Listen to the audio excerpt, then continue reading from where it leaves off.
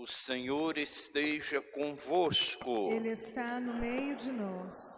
Proclamação do Evangelho de Jesus Cristo, narrado por João. Glória a vós, Senhor. Que Deus esteja presente em meu coração e em meus lábios, para que eu possa proclamar dignamente sua palavra. Amém. Naquele tempo, disse Jesus a seus discípulos: Eu sou a videira e meu Pai é o agricultor. Todo ramo que em mim não dá fruto, ele o corta. E todo ramo que dá fruto, ele o limpa, para que dê mais fruto ainda. Vós já estáis limpos, por causa da palavra que eu vos falei. Permanecei em mim, e eu permanecerei em vós. Como o ramo não pode dar fruto por si mesmo, se não permanecer na videira, assim também vós não podereis dar fruto, se não permanecerdes em mim. Eu sou a videira, e vós os ramos. Aquele que permanece em mim, e eu nele, esse produz muito fruto, porque sem mim nada podeis fazer. Quem não permanecer em mim será lançado fora, como um ramo, e secará. Tais ramos serão recolhidos, lançados no fogo e queimados. Se permanecerdes em mim, e minhas palavras permanecerem em vós, pedi o que quiserdes, e vos será dado. Nisto meu Pai é glorificado, que deis muito fruto, e vos torneis meus discípulos. Palavra da salvação. Glória a vós, Senhor.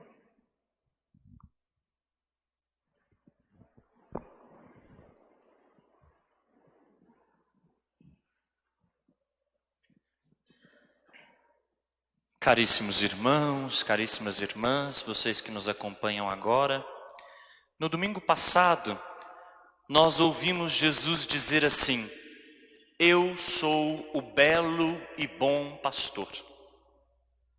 Isso em oposição ao mau pastor. O mau pastor é aquele que esquece a ovelha, que se preocupa só com o próprio bolso, que deixa a ovelha perdida, quebrada, machucada, e quando o lobo aparece, foge. Esse é o mau pastor. Jesus, ao contrário, é o belo e bom pastor, porque ele dá a vida por suas ovelhas. Hoje, Jesus usa outra simbologia. Ele diz: Eu sou a verdadeira videira. Do mesmo jeito que a palavra pastor tem uma história imensa, também a palavra videira tem uma história. Ela é usada para falar da relação com Deus. Uma vinha é a plantação de videiras. A vinha é sempre reconhecida na história de Israel como o próprio povo que deve ser fiel à aliança, que deve ser fiel a Deus. Jesus agora diz: Eu sou a verdadeira videira. O texto traduzido não traz a palavra verdadeira, mas o texto original traz a verdadeira videira, porque há videiras falsas. Há aqueles que ficam presos como galhos a videiras que não são verdadeiras. A videira simboliza também na história de Israel a lei. Agora o povo não deve ficar mais apegado à lei de Moisés. É preciso olhar para Jesus. Qual é a lei de Jesus? Qual é a palavra de Jesus? Se a vinha também é uma simbologia para falar da relação com Deus, é da vinha que sai a uva, da uva se faz o vinho, e o vinho é símbolo da alegria, da fidelidade e do amor. Portanto, em Jesus está a raiz para tudo isso. Jesus é a raiz da nossa felicidade, da nossa fidelidade e do amor.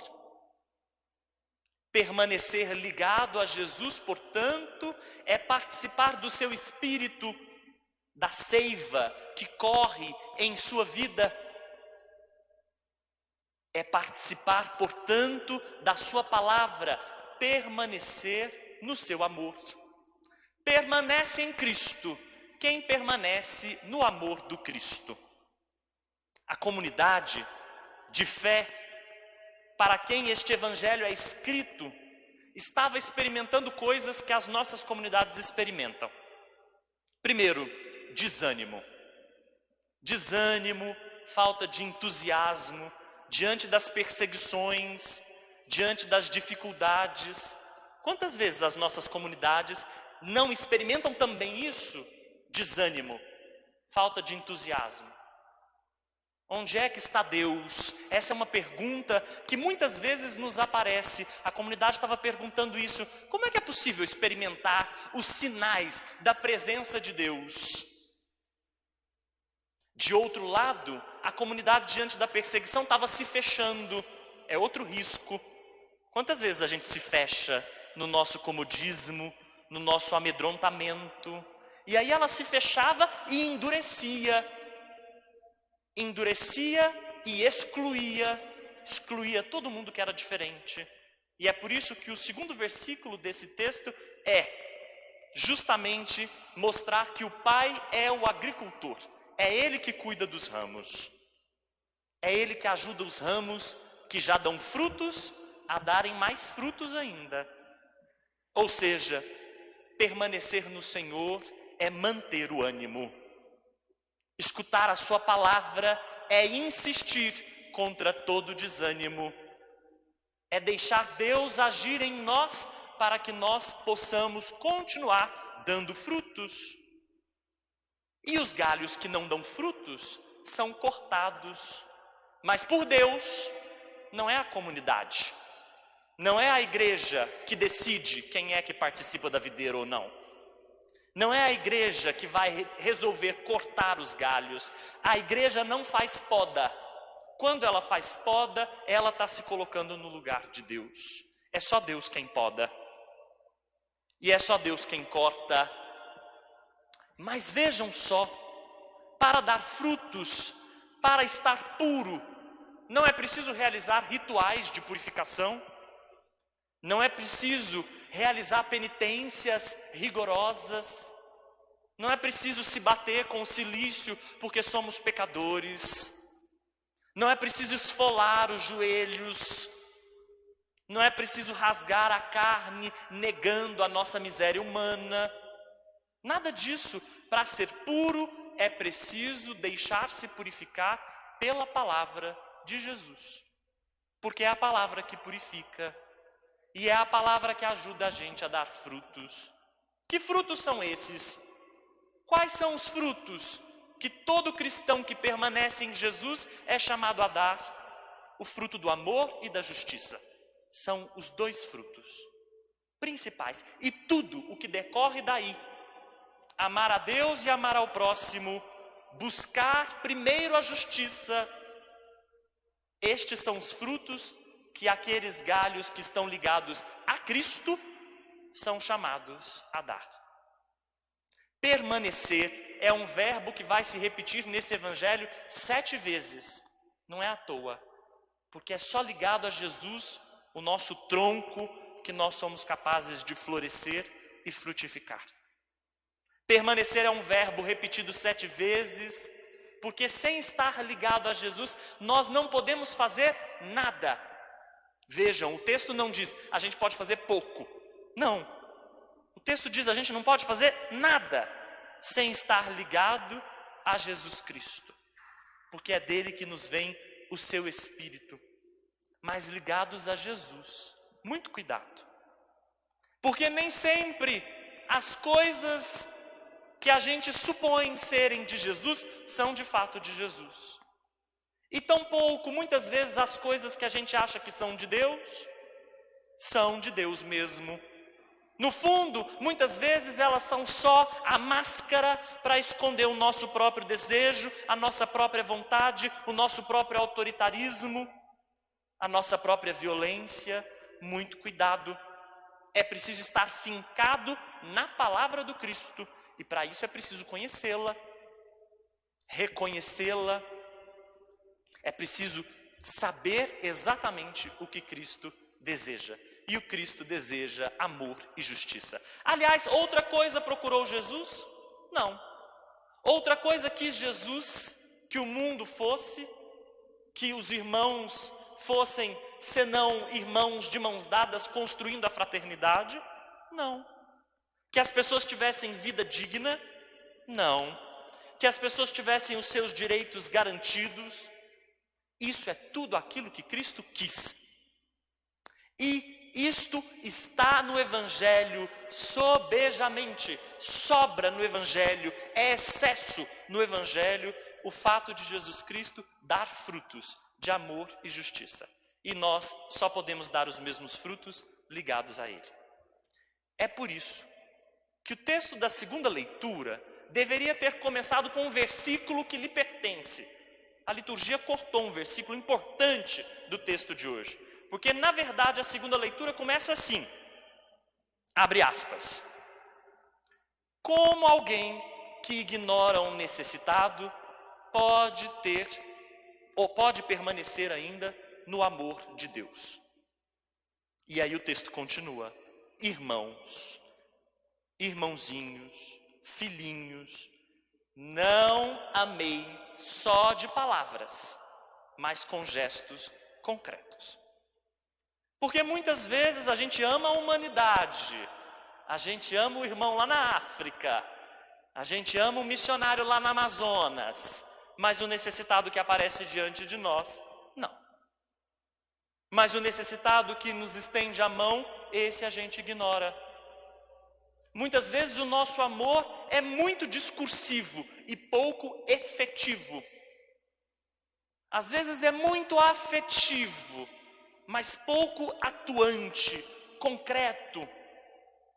A gente acha que o amor de Cristo é qualquer coisa de teórico, porque quando se trata de rasgar o pão e partilhar, a gente chama isso de comunismo, denuncia que isso é política, esquece que o gesto de Jesus Cristo é altamente concreto.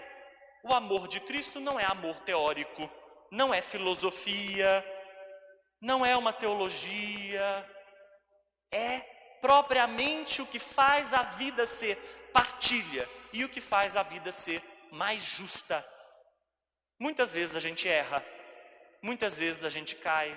O texto não quer gerar em nós culpa, ressentimento, tanto é que João trata logo de acrescentar: se o nosso coração nos acusa, Deus tem um coração maior que o nosso.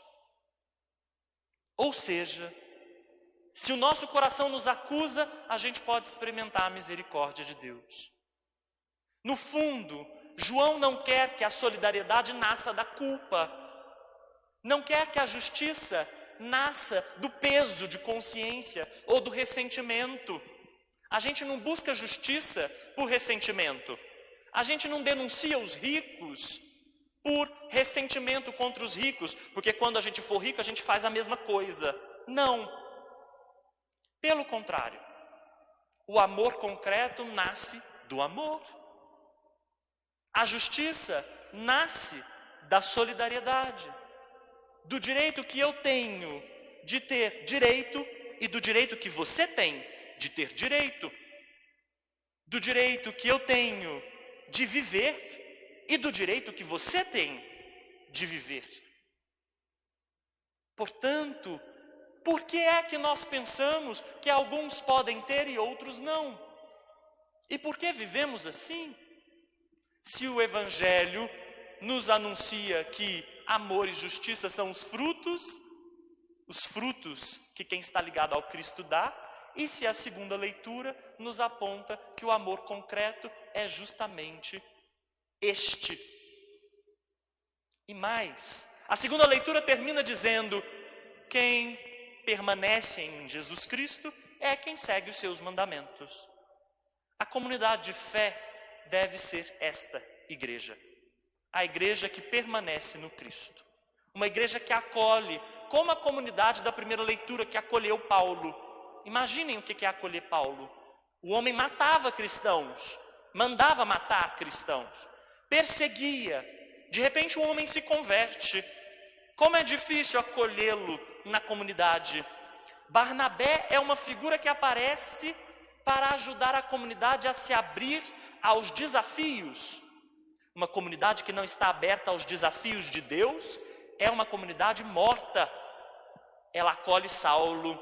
Saulo se torna então um grande evangelizador. E é o Espírito que move esta igreja para que ela possa crescer. A nossa igreja deve ser então braços abertos para acolher a todos, para acolher mesmo aqueles que nós achamos que não deveriam vir, que não deveriam participar, para acolhê-los e ajudá-los a experimentar o Cristo. Que bom seria se todo mundo pudesse experimentar o amor de Cristo. Que bom seria se todo mundo pudesse experimentar essa seiva que alimenta a vida. Se todo mundo se sentisse ligado a Jesus. Mas tem gente que está ligado ao padre tal. Tem gente que está ligado ao padre tal. Tem gente que está ligado ao fulano de tal. Tem gente que é seguidor de tal e tal ministro ordenado. Tem gente que tem outras árvores, outros troncos, não a palavra de Jesus. Tem gente que está ligado a tal e tal presidente. Tem gente que está ligado a tal e tal governador. E produz os frutos de onde está ligado. Vejam bem o que eu vou dizer. No cristianismo, e principalmente a partir desse evangelho de hoje, a gente não se torna discípulo para depois dar frutos. A gente dá frutos e por isso a gente se torna discípulos. O que faz a gente discípulo de Jesus é a gente dar frutos. Se a gente não dá frutos, a gente pode vir à igreja, pode rezar, pode ser piedoso, pode ralar o joelho na penitência, mas não é cristão.